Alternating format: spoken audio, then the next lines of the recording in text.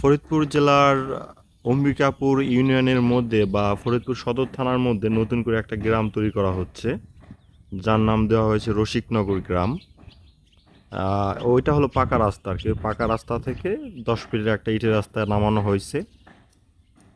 কেউ যদি জমি কিনতে চান স্ক্রিনে দেওয়া নাম্বারে যোগাযোগ করবেন। টোটাল জমি আপনারা যদি নিতে চান সর্বনিম্ন 4 শতাংশ বা 3 শতাংশ থেকে শুরু করে সর্বোচ্চ 15 শতাংশ এর মধ্যে আপনারা জমি নিতে পারবেন, এর বেশি নিতে পারবেন না। আর সবগুলাই জমিতেই আমরা বাড়ি করার জন্যই আর কি জমি বিক্রি করতেছি, এই হলো জমির পজিশন। জমি টোটাল আসলে 257 শতাংশ, বিক্রি করতে করতে বেশিরভাগই শেষ।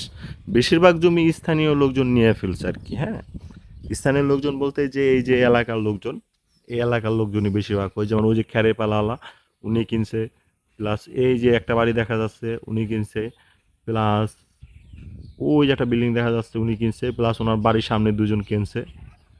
সব মিলে স্থানীয় লোকজনই বেশি জমি নিয়ে ফেলাইছে।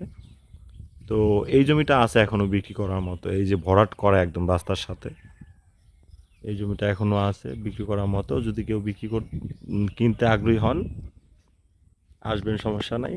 আর এইগুলা বেশিরভাগই বিক্রি হয়ে গেছে, এই কিছু কাস্টমার আসছে দেখতে জমি আর কি, জমি দেখার জন্য, এই আর কি।